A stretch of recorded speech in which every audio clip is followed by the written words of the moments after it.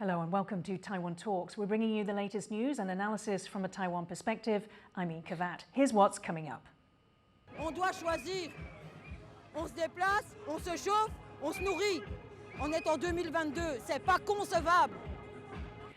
As winter bites in the heart of the European Union, we examine the solutions to Europe's cost of living crisis. Plus, President Charles Michel pays Xi Jinping a visit hot on the heels of German Chancellor Olaf Scholz. We ask what it means for the long-stalled EU-China investment agreement. Then, 未来我们期待双方能够一起加强经贸交流、供应链安全，并且加速推动台欧盟 BIA 的进程，让双方的企业更有信心扩大投资。我也相信，透过推动科技、绿能、医疗卫生等跨领域的合作，能为双方的人民创造更多的福祉。 President Tsai Ing-wen wants progress to be accelerated on a bilateral investment agreement that would help build a resilient democratic alliance.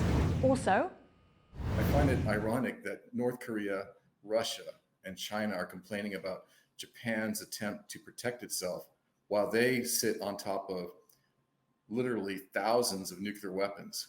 So that's a false argument, in my opinion. Guermantes Lailari explains why Japan is making the right commitment to its self-defense and how Taiwan could do the same. Welcome to the show. I'm Yin Khvat. Our guests today are Roy Lee, Deputy Director of the Chung-Hua Institution for Economic Research's Taiwan WTO Center, and Marcin Jezewski, Taiwan Office Head of the European Values Center for Security Policy. He's also a Taiwan Next Gen Foundation Research Fellow and contributor to China Observers in Central and Eastern Europe, or CHOICE, at the Czech-based Association for International Affairs. And earlier I spoke to Guermantes Lailari, a retired US Air Force Foreign Area Officer specializing in counterterrorism, irregular warfare and missile defense.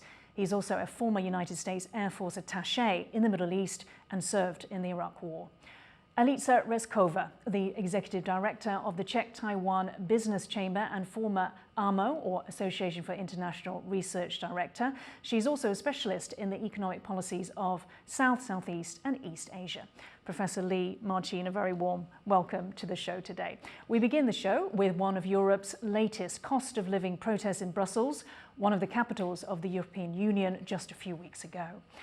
Police estimated there are about 16,000 people here holding up placards that say, "Price rises are suffocating us, we can't cope anymore," and "Increase wages and pensions." Gas and electricity prices have surged in the wake of Russia's invasion of Ukraine. Consumer inflation within the Eurozone stands at around 10%, well above the European Central Bank's target of 2%, suggesting policymakers will be raising interest rates for some time. Now, in the Eurozone in November, the rate of inflation slowed for the first time since June 2021 from October's record high of 10.6%. However, energy prices year on year are showing a different picture. Energy, of course, remains the largest contributor to overall price pressures. Professor Lee, I would come to you first. So Europe is in the midst of winter and a war. Can you tell us the figures on inflation and also energy prices? How does this paint a picture of what's actually happening in Europe? Well, of course, the inflation figures demonstrate that the EU, as a region and individual member states, on its own right, is suffering economically. As we can see from the video clip, that the suffering or the economic pressure on ordinary people is so huge that they decided to take the street to reflect their anger. The anger comes from not only because of the Russia's invasion, but also from some of the late response by the government, the public sectors, in reaction to those energy and food crisis. To help with subsidies, that sort of thing. Exactly. So, well, as we know, energy prices, of course, one of the major factor of this inflation problem. As you mentioned, overall, November inflation rate index in EU is actually refining over October. So we see a coming down of price on both energy and food, but energy remains to be the major factor that creating this pressure of price increase. But at the same time, if you look at the numbers, food, especially unprocessed food, the price increase for unprocessed food is also the second largest factor contributing to this inflation issue. So yes, EU has been rapidly coming out with new regulations addressing this energy price issue, but I think it is equally important for the EU as well as member states also to look at the price for food, including processed and unprocessed food, for European people to real feeling the refinement of the situation they are facing now. I saw some figures about the energy prices going up again, the very, very latest figures. Well, every winter, in the past history, every winter energy prices goes up for most of the EU member states. So it's actually a part of this normal process. Because the demand is growing, of course the price will go up. So for example, in November 2021, that is 2-3 months before the war broke out, energy price increased by 27% in Euro area. Whereas at the same time, unprocessed food for November 2021, the price increase is only 1.9%. Now, November 2022, 2 months ago, energy increased by about 35%. Understandable, but unprocessed foods price also increased by about 14%. So in relative terms, actually, the price of food is actually have much larger impact on ordinary people's life.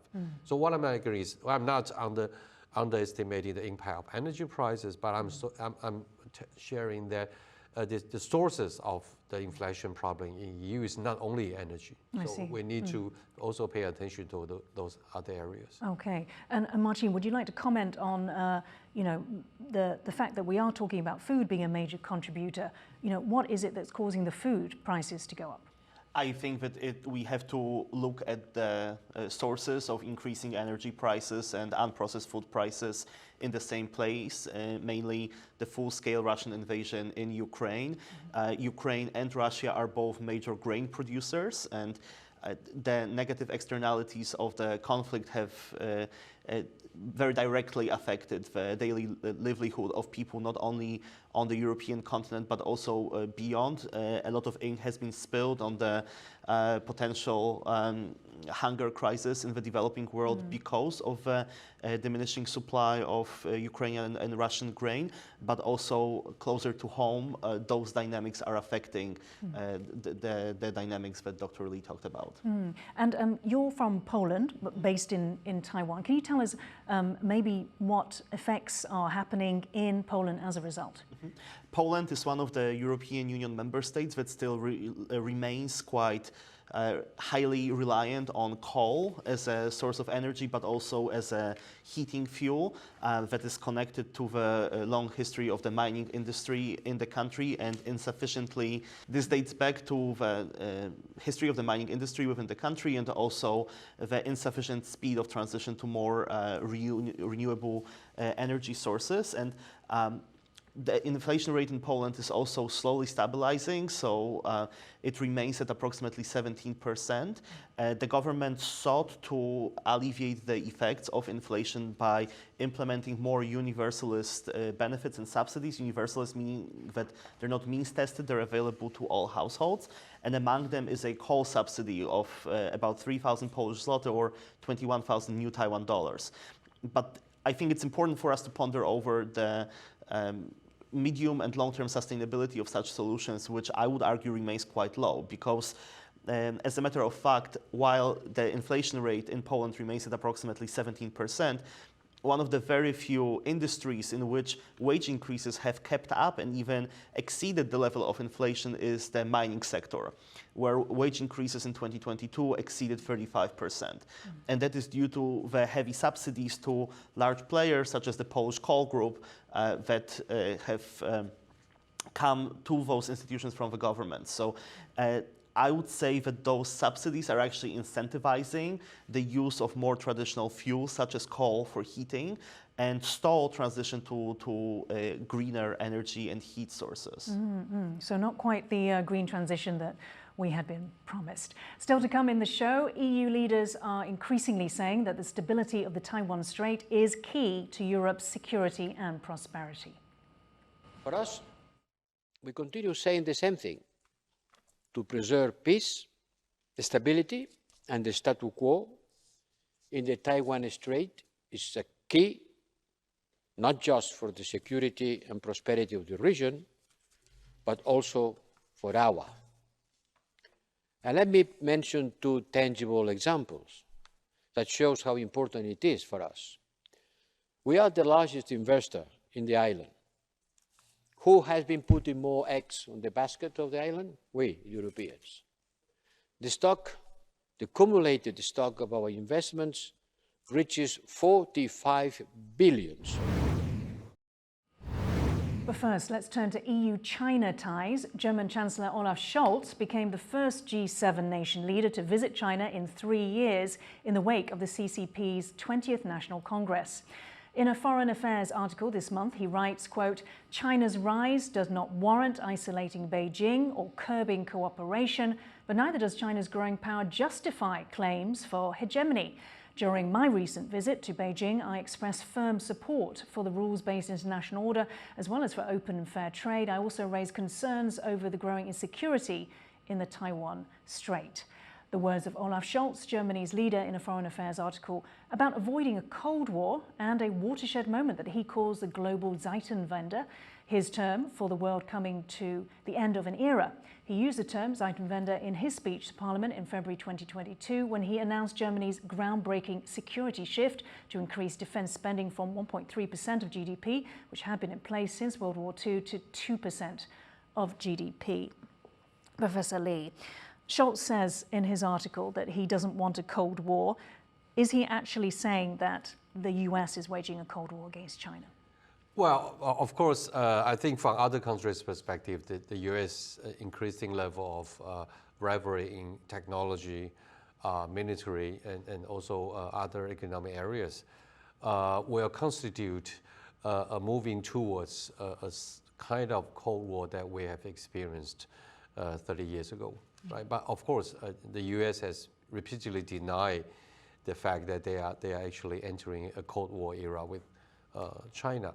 So in a way, I think Chancellor Scholz's remarks is instead of blaming the US, it's actually highlighting the Germany's position that are in substance, also in procedure, different from the US approach. Right? So if the US is taking a so-called Cold War approach, Germany is not taking the similar path. And do you see his trip, the first G7 leader in 3 years, do you see that as him positioning Germany to basically, I guess, exploit, maybe first mover advantage?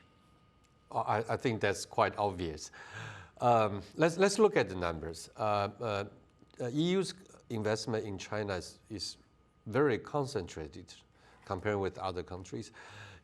According to one of the latest survey that published in October 2022, top 10 companies from EU that are investing in China accounts for over 80% of total EU's investment in China. So it's very concentrated among these top 10 companies, and among the top 5 out of these top 10 companies, 3 of them are Germany, large group, Volkswagen, for example, BASF, the chemical company, and BMW or Mercedes-Benz. So Germany, among all EU member states, have one of the highest economic stake in China. So I think that makes sense for Germany to trying to create the so-called first mover advantage by visiting China. And also, at the same time, Germany is trying to alleviate economic impact from the Russia invasion in Ukraine. So I think the timing and also the position that Germany takes is consistent with what Germany's country or national interest is.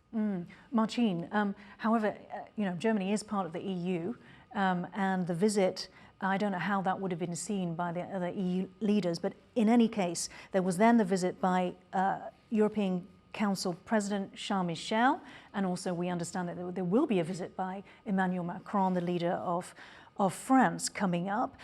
How do you see these visits? Are they evidence that there is an appetite to re-engage China to try to move this comprehensive agreement on investment that has been stalled since 2020? I think that the European Union continues to struggle with a certain level of fragmentation among its 27 member states when it comes to forming a consistent policy, a 27+1 approach, if I may, vis-à-vis Beijing. And especially in Central and Eastern European capitals, Olaf Scholz's visit to Beijing was largely viewed as an attempt to ignore the more critical or the more skeptical voices coming from that part of the continent. So if we look at the dynamics in Central Eastern Europe-China relations, for example, the Chinese CE cooperation framework known as N+1, now down to 14 members after the recent departure of 2 Baltic states, is manifesting that EU countries that have joined the bloc since 2004 are really willing to maintain a dialogue with China, but in a way that doesn't support what they perceive as a divide and conquer strategy pursued by China. And I think that fragmentation of which I speak is visible not only in the dynamics between the 27 member states, but specifically within the context of German foreign policy, also within the so-called traffic light coalition, because Scholz, coming from the Social Democrat Party, has a rather different, milder take on shaping the relationship between Berlin and Beijing than his coalition partners from the Green Party or from the Liberal Party. So the messages that we see coming out of Chancellor's office and from Annalena Baerbock's office over at the Foreign Ministry are oftentimes conflicting. So I think that what we need moving forward is consistency. Professor Lee, you mentioned the sort of the backdrop of the dire economic situation in Europe, and how basically Olaf Scholz has gone out there and he's trying to protect his country against that, position it well. Are there significant benefits that Europe is missing out of in not having this agreement with China and vice versa? I think the show around the economic loss of EU without the EU-China CIER entering into force is quite limited. We have done this little research comparing the commitments China made under this EU-China CIER with the status quo, the current level of liberalization on the ground in China. And the conclusion is that many of the commitments China made under this CIER to EU are actually areas that have already been liberalized. But they were liberalized within this area of the so-called pilot economic zone, right? So for example, healthcare, the investment cap on foreign participation inside this pilot economic zone has been already removed. So China is extending those current status quo liberalization efforts to become part of the commitments to EU. So in that regard, EU investors in China are already enjoying the benefit of this liberalization without the CIER. So for the time being, I think the impact will be limited. Of course, there are also disciplines that EU believe will create a more predictable environment. Yes, there will be benefits, but I think it's even more important for EU to consider what's the united principle or the position they want to take or the values that they want to express towards China. I think it's more important than grabbing the relatively limited economic benefits out of this CIER. Martine, if you just want to end this segment by what Professor Lee talked about, so the principled position of the EU. So some of the main sticking point with the CIER is that there are sanctions, aren't there, on European Parliament members? Absolutely. So I believe that the fact that China still maintains targeted sanctions against some of the key European politicians, including high-ranking members of the European Parliament, And this resulted from their position on Xinjiang.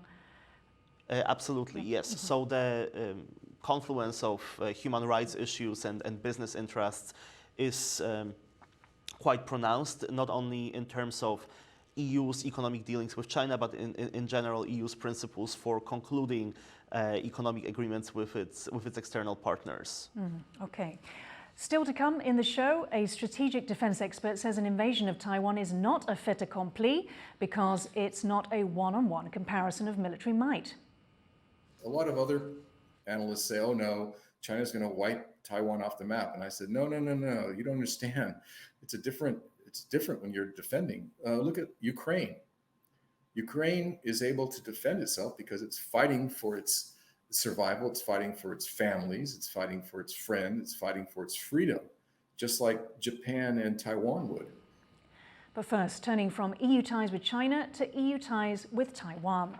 A landmark European Parliament report which pushed for stronger ties with Taiwan and recommended an EU-Taiwan bilateral investment agreement was adopted in a landslide vote in 2021. Now, the Czech Taiwan Business Chamber, or CTBC, says a BIA with Taiwan is a no-brainer and should be accelerated. Alica Rezková is the Chamber's executive director, and she sat down with me in November about the findings. Let's take a look.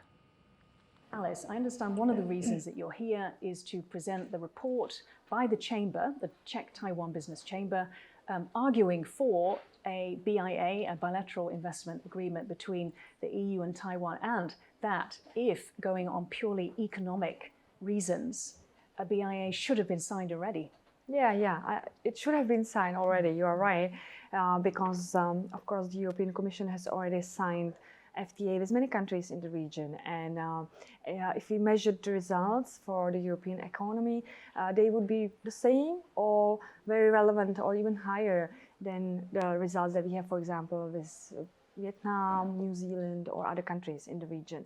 So I think it's very important that the European Union starts looking into the formats how to cooperate with Taiwan and how to structure the relationship, to actually have deeper ties, because I think that the trade is an important element of the relationship, because European companies are using Taiwanese parts, products to build their own high-tech exports. So it's a very important relationship in the value chain, and I think with such a strategic partner, it's important to find a way how to formalize the cooperation or how to give it certain framework, because currently, of course, the European Union is maybe reluctant to launch new FTAs because simply it's too demanding to complete the process. So what are the sticking points to signing a BIA with Taiwan? Is it purely what you've described, as in the complexity of the process? It's the complication of the process, and at the same time, of course, it's kind of the wording game. So the European Union is looking how to do it in a sensitive way that would be acceptable. Still, even though European Parliament supports the FTA very strongly, the European Commission needs to work with individual member states and their interests. So this is what complicates the matter. Are you referring to China? In a way, of course. So they are trying to balance the whole things. I think what we are missing on the European side is a clear roadmap how to work with Taiwan. And maybe there is a missing roadmap on the Taiwanese side as well. How to move out of this situation. So the agreement with China is frozen. We can't wait to kind of defrost the agreement. We have to come up with a new solution. And I suggest as a start, as the European Union always, before there is a FTA, the European Commission launches and something like impact assessment. So you are the executive director of the Chamber, and you arranged the visit by Taiwan's legislative speaker, Yoshi Kun, in 2021 October. And this, of course, followed the landmark visit by Milos Vystrčil to Taiwan in 2020. I think that the Czech Republic is eager to create tangible results out of the cooperation, out of the visit, out of the Yoshi Kun visit. We will have another delegation next year. The Speaker of Chamber of Deputies is coming probably in March, so we hope that this will really happen, that we will have this visit. I think it has been already announced during the visit of Mr. Yoshi-kun, and this is another opportunity that we, and another moment that the Czech Republic is saying we are serious about the cooperation. We really want. Would you like a TSMC fab in Czech Republic? Yeah, that's something everyone keeps asking me, and you know, I think it's not about the TSMC. It's not about the direct line. I think actually the cooperation should be way more pragmatic. There are many Taiwanese companies that are already doing business. Foxconn, Wistron, Asus, Kingscar. There's actually a lot of Taiwanese Acer, investment, is that yes. right, compared to other Asian countries? Of course, yes. And the Taiwanese companies are so important because actually they are the biggest job creators out of East Asia. Yeah, I was looking at the chart in your report and I was quite surprised that of all of the Japan, South Korea, Taiwan was creating, what was the figure? More than 24,000 jobs. I think it's amazing. And at the same time, actually the Taiwanese community living in the Czech Republic is so small. It's around 600 people. So the Taiwanese managers are able to create so much with such a little local staff. So, and at the same time, Foxconn is consistently the second biggest Czech exporter after Škoda. That was Alica Rezková, Executive Director of the Czech Taiwan Business Chamber. Now, from 2022, we've got the figures from January to November. Bilateral trade between the EU and Taiwan was worth $68.4 billion US. And looking at the next CG, and the EU was Taiwan's biggest foreign investor from January to August 2022, and Taiwan in turn invested $8 billion US in the EU. Marcin, let me come to you first. So the message there seems to be quite clear. It makes economic sense. You know, people like Alica Rezková, also Tsai Ing-wen, say they want progress. So what's holding it up? I believe that there is a misalignment of political priorities when it comes to engaging Taiwan between various EU institutions, and we have clearly seen different dynamics within the legislative branch, if we can speak of one, the European Parliament, and the European Commission, which takes on the role of the executive branch. So repeatedly, the European Parliament has called on the European Commission to, at the very least, launch an impact assessment of a bilateral investment agreement, and even that foundational work on the deal has not begun. So that is not an unusual dynamic in when we track the historical developments in engagement between the EU and Taiwan, or if we look at engagements at the member state level, the legislature is usually more forthcoming.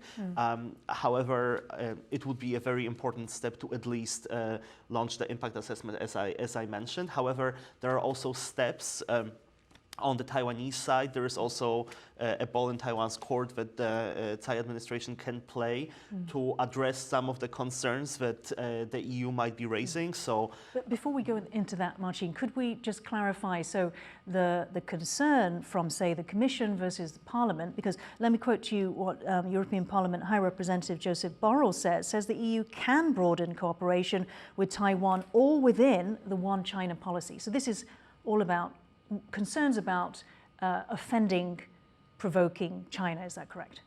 Yes, that's what I would trace it back to. But then again, we can try to, at least to some extent, dehyphenate relations between the EU and Taiwan from the broader umbrella of EU-China relations and look specifically at actionable items on which the Tsai administration can focus. So.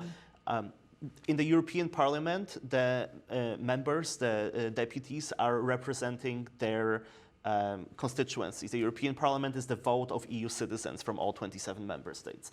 The European Commission has to act on behalf of the European Union as a whole, considering the interest of individual member states. That's why consensus building within the Commission might be more difficult. But circling back to what Taiwan can do to facilitate this process, I see one major economic consideration and one ethical consideration. So One issue that has driven a wedge between Taiwan and the EU when it comes to their economic engagement is the, in Brussels' perception, excessive local content requirement for offshore wind. So that is a question for Taiwan, to what extent it is really necessary to maintain these protectionist measures if they are an obstacle. Let me just bring in Professor Lee there. So Taiwan's policy there of wanting local content, they want to create the local supply chains. How can we get over this hurdle? Right. Well, okay. First of all, let's get it clear. In many countries' energy policy, there is some different level of local content requirement. So local content requirement doesn't equals to protectionism measures. In many cases, including Taiwan, a major consideration to create a local supply network is actually to ensure energy autonomy. Right? For example, in the offshore wind sector, we understand Taiwan constantly is subject to typhoon, and also during the winter high season, there's strong winds and very, very volatile weather environment. So what we want to ensure is that, not to mention there's a potential geopolitical conflict, or even the threat of blockade from China. So we want to ensure that being the major source of energy supply in Taiwan, and it's probably the green energy is the most important self-sufficient supply of energy. We want to ensure that equipments or machineries that are part of the supply chain is ready on the ground and will be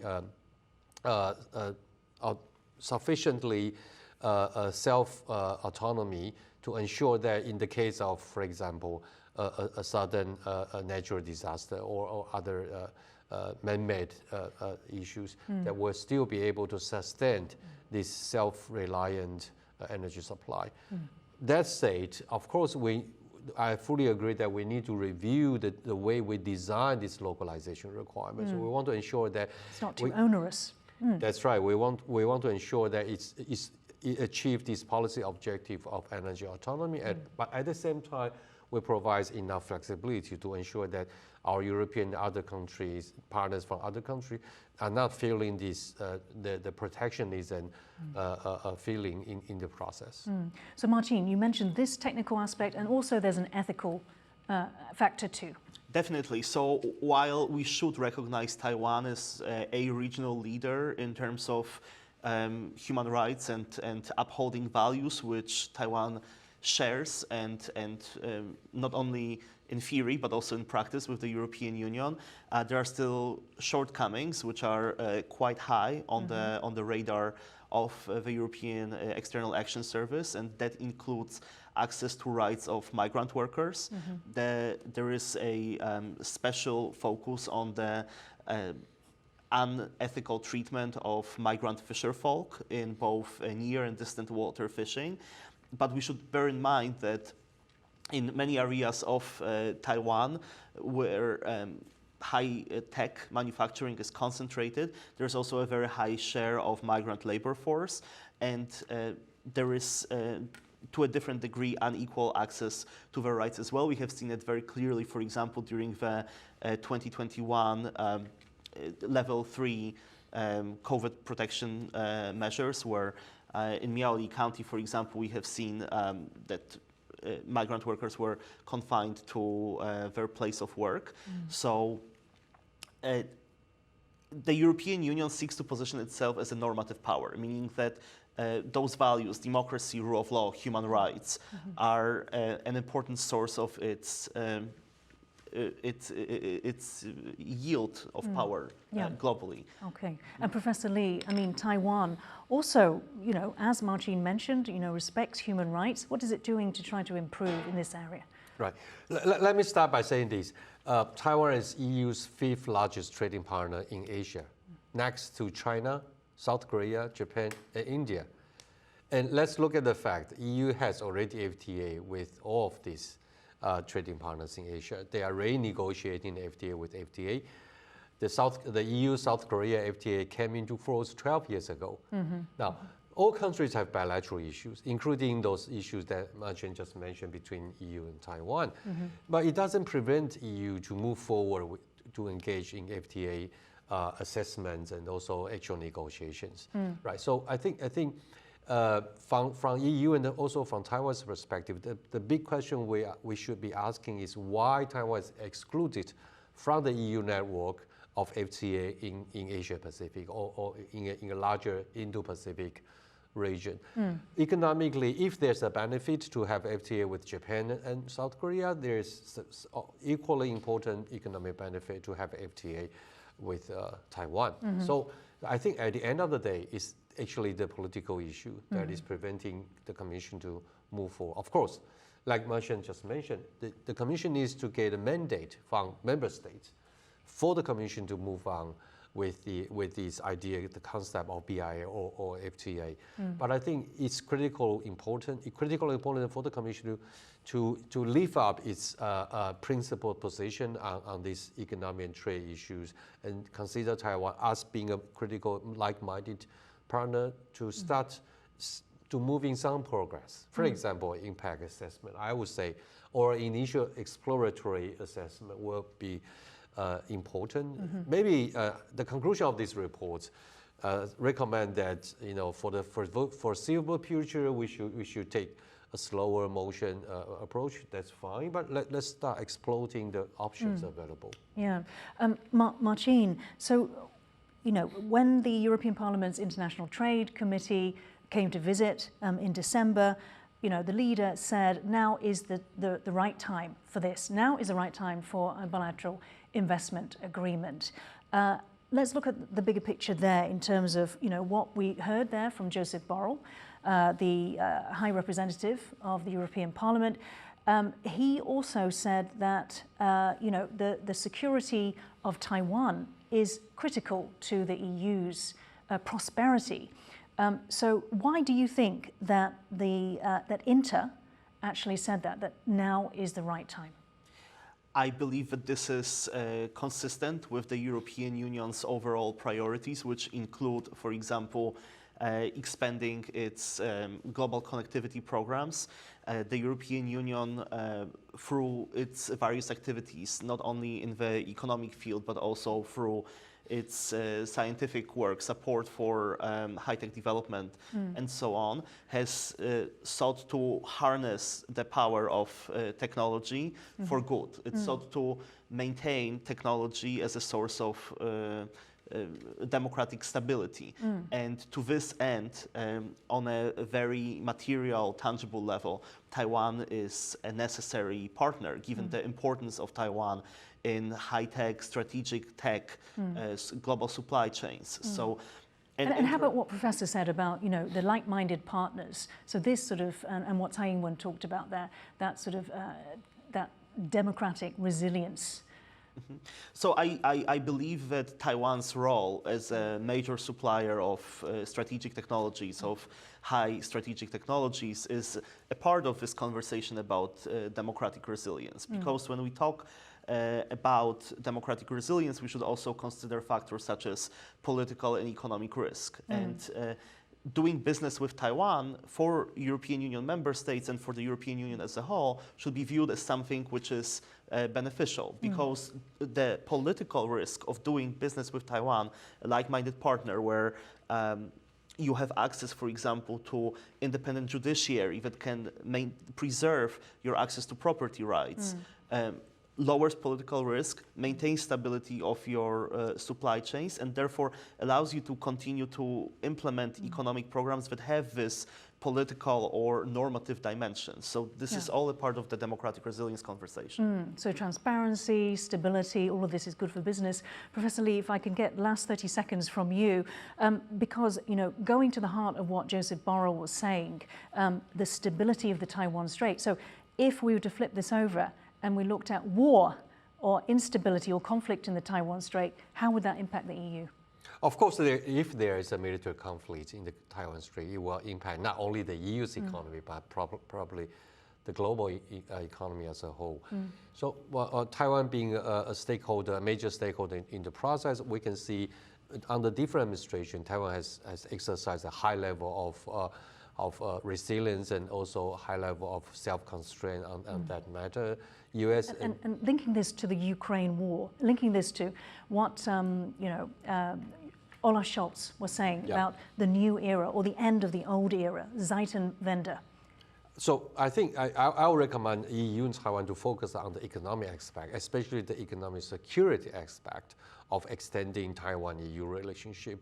The EU in the last 2 years has highlighted the importance of ensuring economic autonomy and also economic security as a priority area. After the Ukraine war, I think the concept of economic autonomy it becomes even more important. Now, Taiwan plays a key role in many of these critical areas identified by the EU, including semiconductors, which can contribute to enhance the EU's level of autonomy and security. And that is why we are looking for like-minded and partners with shared values rather than working with partners who have better technology levels, right? So I think working with Taiwan, the time is right, and the value, and also it's very consistent with the so-called new paradigm that the EU is trying to pursue. Thank you. Thank you so much, Roy Lee and Marcin Jezewski, for joining us on Taiwan Talks today. We mentioned that Germany has pledged to increase its defense spending to 2% of GDP, a historic change after decades following World War II. And Japan is another country that has committed to boosting its self-defense in a sign of changing times after largely peaceful international relations. Guermantes Lailari is a retired US Air Force Foreign Area Officer specializing in counterterrorism, irregular warfare and missile defense, and he's also a former United States Air Force attaché in the Middle East who served in Iraq. He tells me why both Japan and Taiwan could do more and follow the example of Israel. Let's take a look. Just moving to Japan now, where they have made revisions to their security in terms of three national security and defense strategies. Beijing, Pyongyang, and Moscow have reacted by calling or saying that Tokyo is provoking regional tension, embracing unbridled militarization, and so on. How does Japan's upgrade compare to the upgrades in the military of China, North Korea, and say Russia over the past decades? Three countries who have nuclear weapons are complaining about a country that has no nuclear weapons increasing its conventional weapons inventory by a few percentage points over the next 5 years. I mean, China, for example, has a budget of $250 billion this past year, investing in their military, including increasing their nuclear inventory from 350 nuclear warheads approximately to over 1,000 in the same time frame that Japan is increasing its conventional defense systems, although some will have strike, but none of them are nuclear capable. So I find it ironic that North Korea, Russia, and China are complaining about Japan's attempt to protect itself while they sit on top of literally thousands of nuclear weapons. So that's a false argument, in my opinion. And how have the threats coming from these three countries, how have they increased recently? The PLA Navy currently has more ships than the U.S. Navy.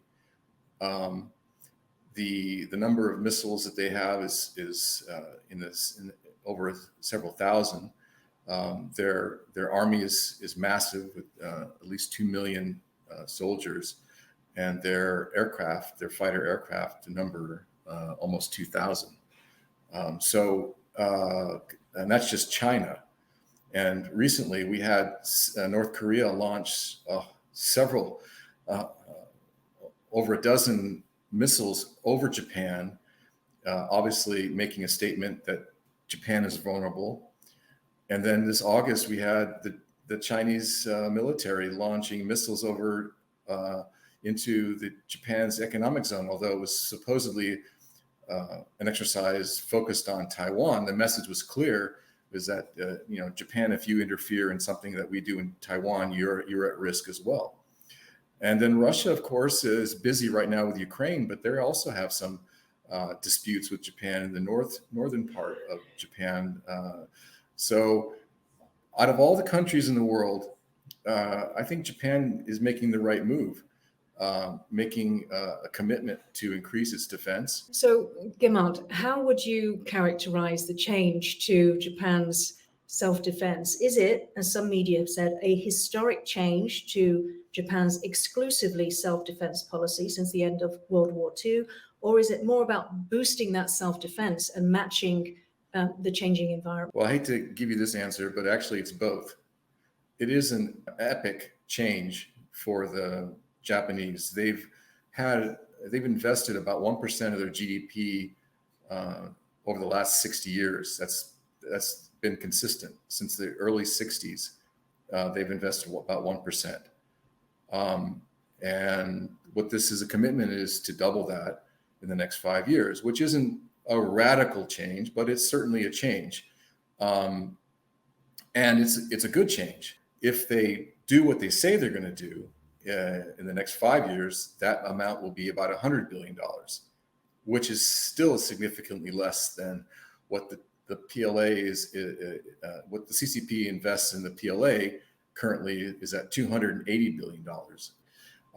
And China's investment is way over 2% of its GDP. And as we all know, China's the second largest economy in the world, and Japan is the third. But Japan has no interest in being an expansionist power, and that's dictated by its constitution.